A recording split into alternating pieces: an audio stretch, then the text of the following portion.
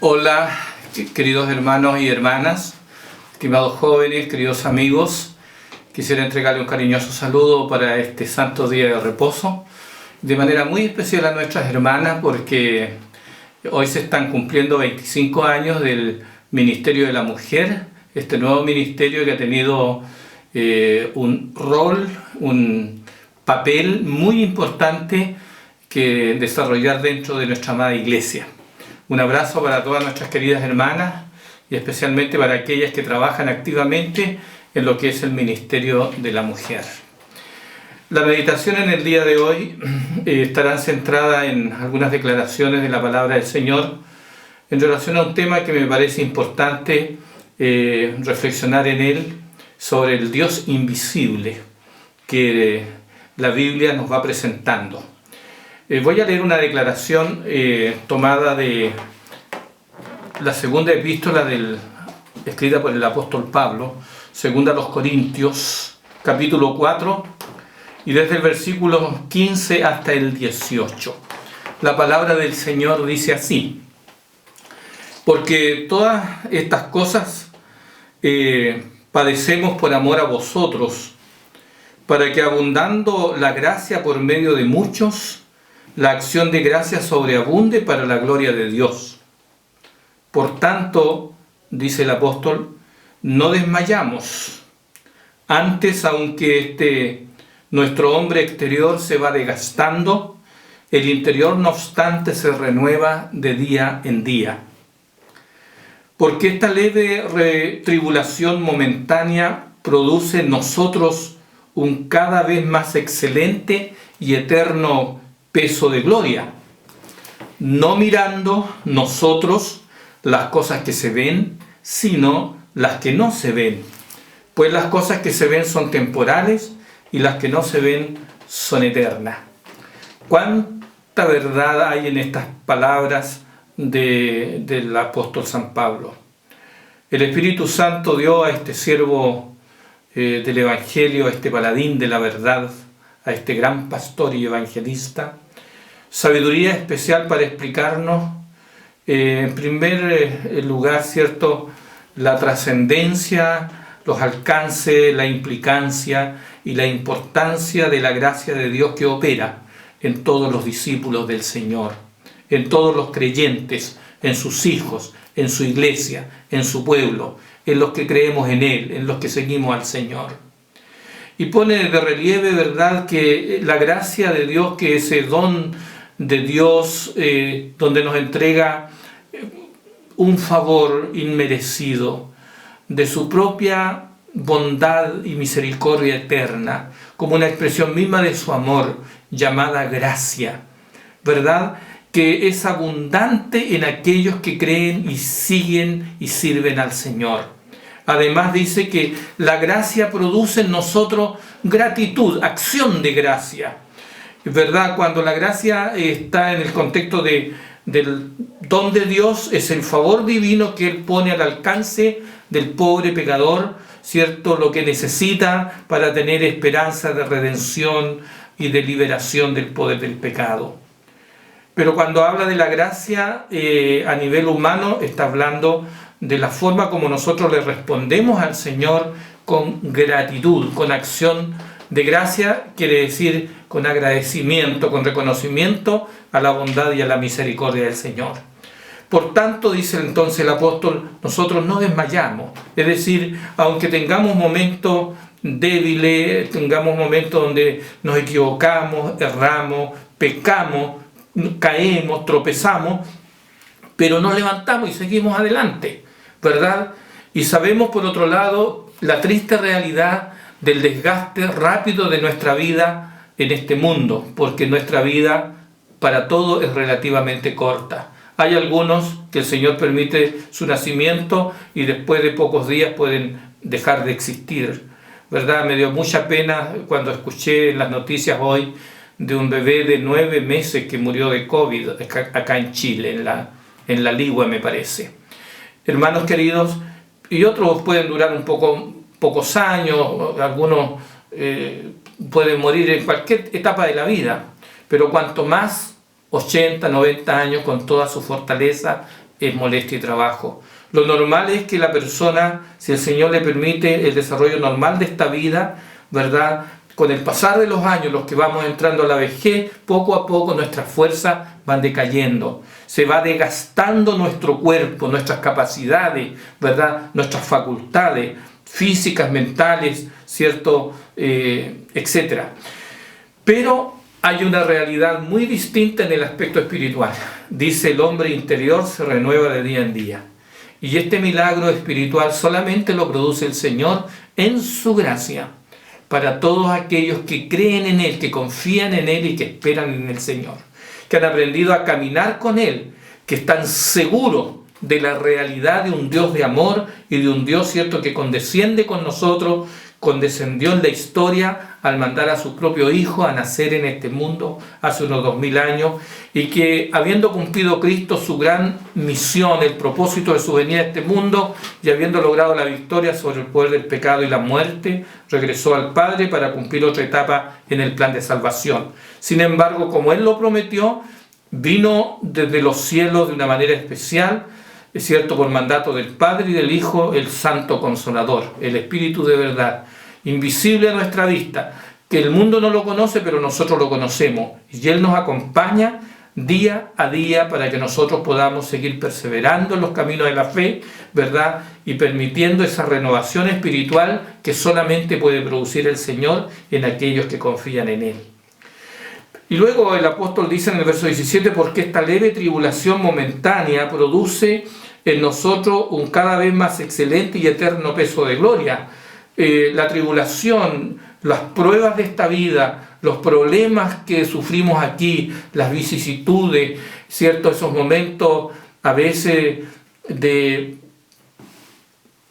mucho dolor, de angustia, de desesperación, cuando nos sentimos a veces, ¿cierto?, profundamente afectados por las cosas tristes que suceden en esta vida, que pueden afectar nuestra propia vida personal o la de algún ser querido o de algún amigo o de nuestra amada iglesia.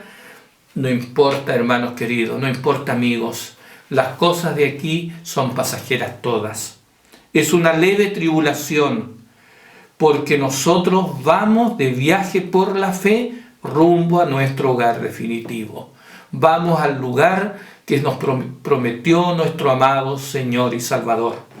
Y me gusta la declaración del versículo 18, donde quisiera detenerme un poquito más. Dice allí: no mirando nosotros las cosas que se ven. Esa es la diferencia de la iglesia de Dios, del pueblo del Señor, de sus hijos. Que si bien es cierto, nosotros no podemos no mirar las cosas maravillosas que todavía preserva la tierra, ¿verdad? Vemos tenuemente, vemos un porcentaje muy minoritario de la belleza de la naturaleza, que también ha sido degradada por la presencia del pecado. Pero nuestra vista espiritual trasciende, va más allá que las cosas temporales de esta vida, ¿verdad?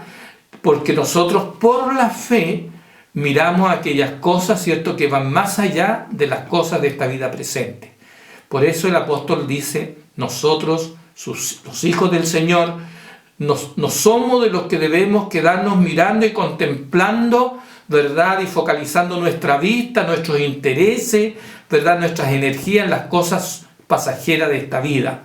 Muy por el contrario, nuestra vista fundamentalmente tiene que estar en las cosas de valor eterno, en las cosas que atañen a la salvación, en las cosas que nos prometió el Señor, y en el Dios que tampoco nosotros podemos ver porque no nos está permitido. Luego el apóstol dice: pues las cosas que se ven son temporales, pero las que no se ven son eternas. Queridos hermanos y hermanas, qué lindo es leer esto de la palabra del Señor.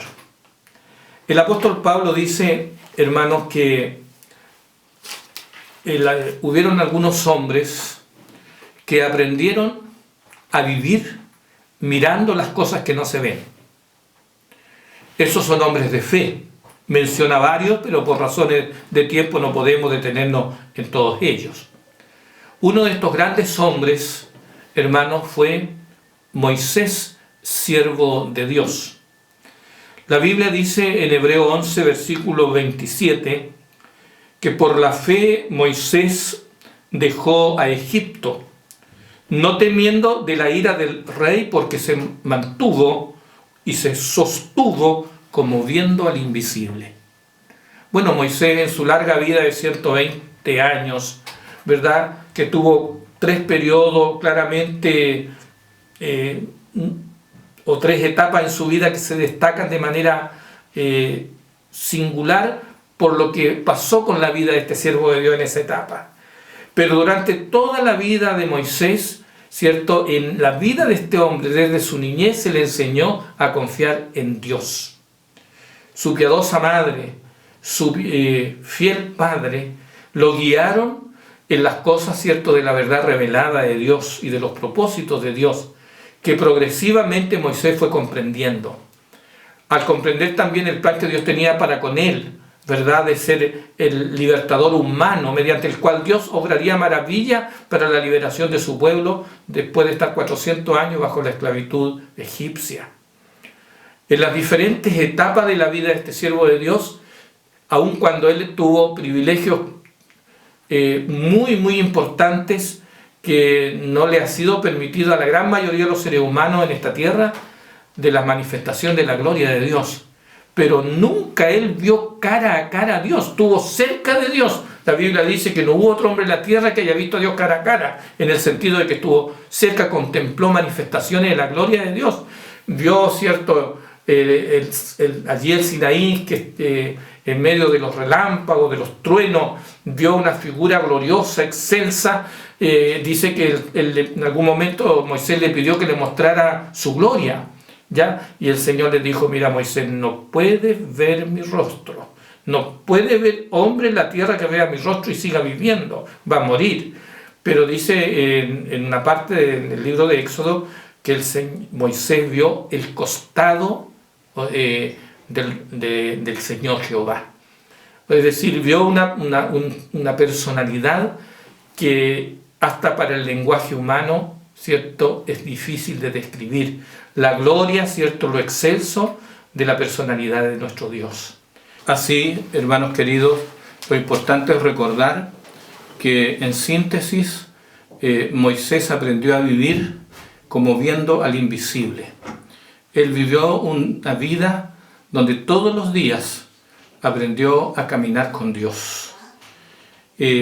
Sin embargo, la Biblia no habla solo de Moisés, que se sostuvo o se mantuvo como viendo al invisible.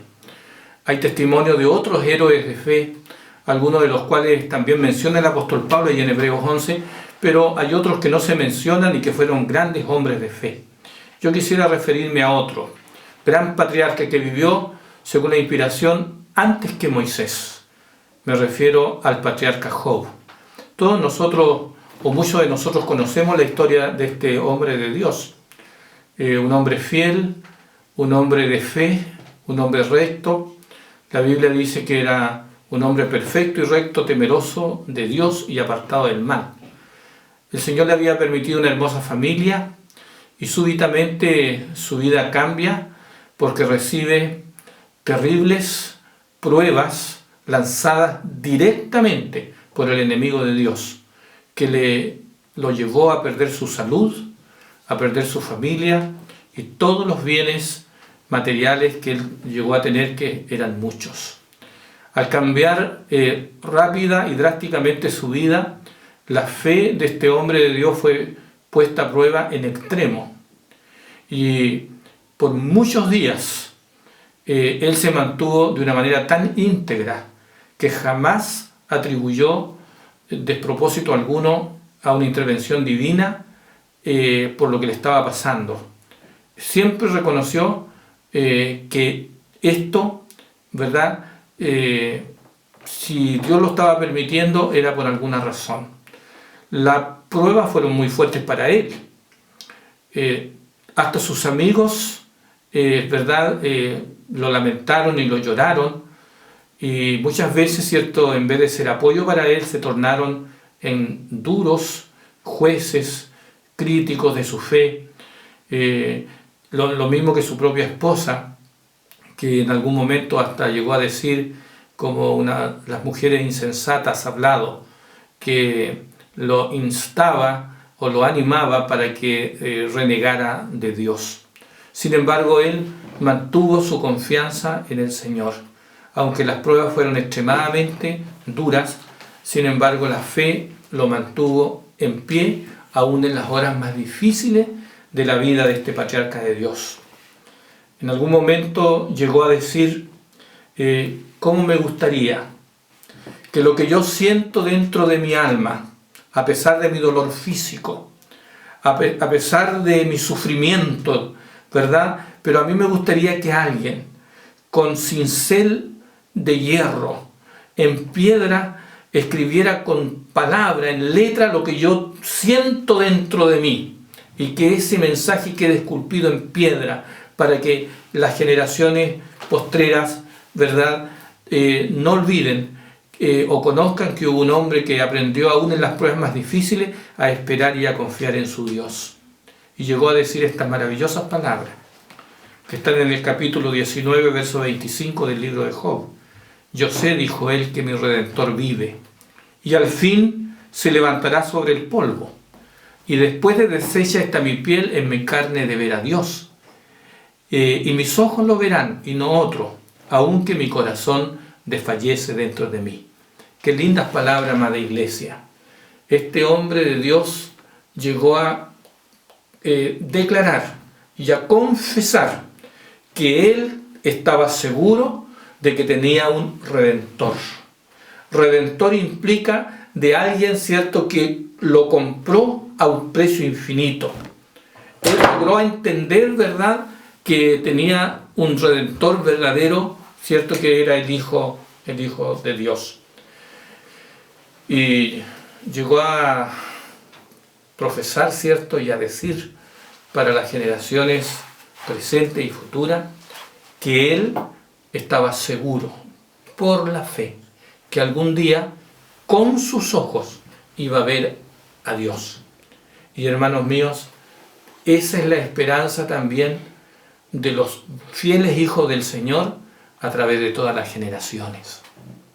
Así como Job esperaba que algún día vería a Dios cara a cara, hoy nosotros también debemos vivir en medio de las luchas de esta vida, en medio de las pruebas de esta vida, con la seguridad de que algún día, ¿verdad?, contemplaremos directamente la sublime persona de nuestro maravilloso y poderoso Dios creador.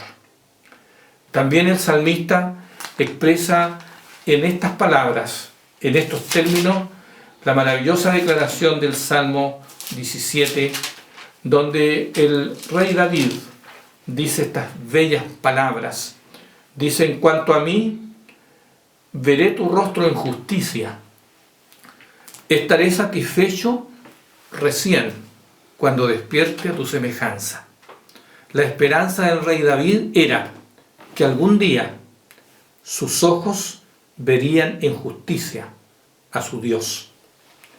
Por supuesto, el anhelo maravilloso de su alma, al entender que el único modelo verdadero para su vida era el Señor, dijo él: y recién estaré satisfecho cuando algún día sea semejante a ti, Señor. Bueno, cara a cara espero verlo cuando venga en gloria y luz.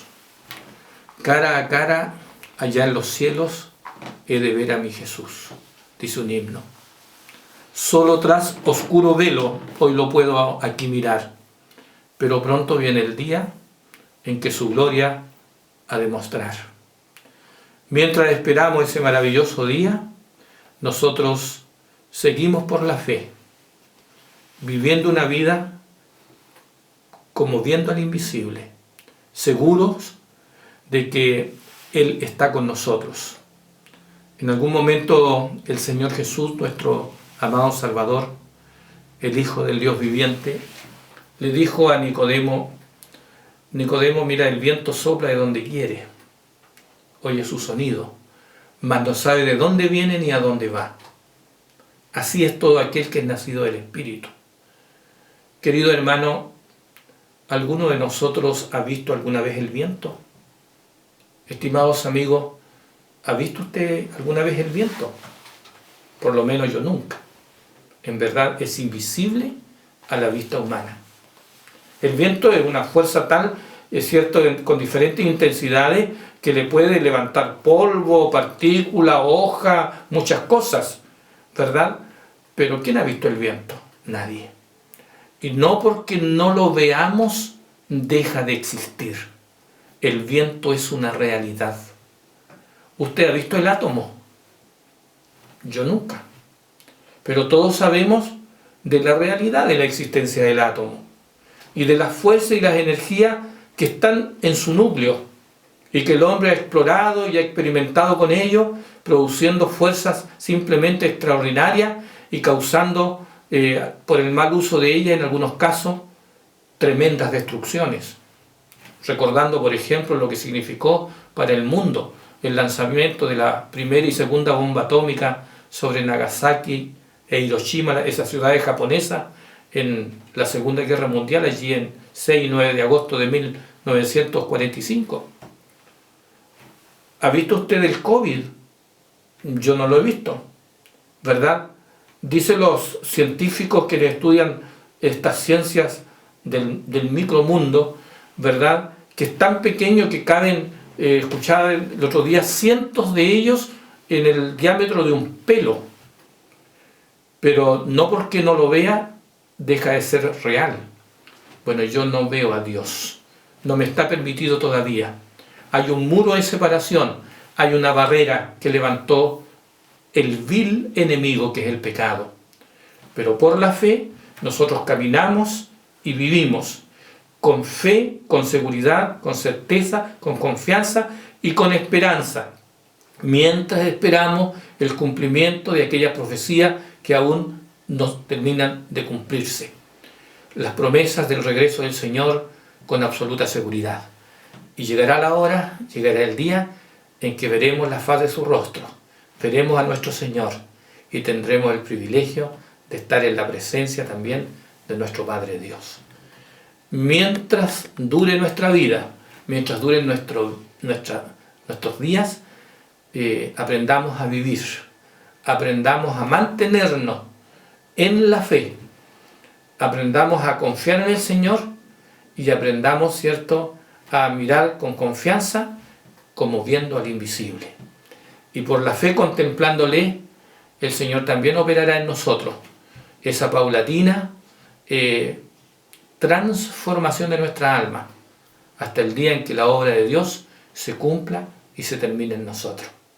No mirando las cosas que se ven, sino las que no se ven, porque aquellas que se ven son solo temporales, pero las que no se ven en el plano de las cosas espirituales son eternas. Que nuestra vista esté puesta en las cosas eternas y deseo de todo corazón que en este sentido la bendición de Dios sea con cada uno de nosotros, amada Iglesia, y un grande abrazo de bendición y de esperanza y de fortaleza y de ánimo para seguir firme y adelante para todos nuestros queridos amigos que escuchan nuestros mensajes. Un abrazo, que el Señor les bendiga grandemente.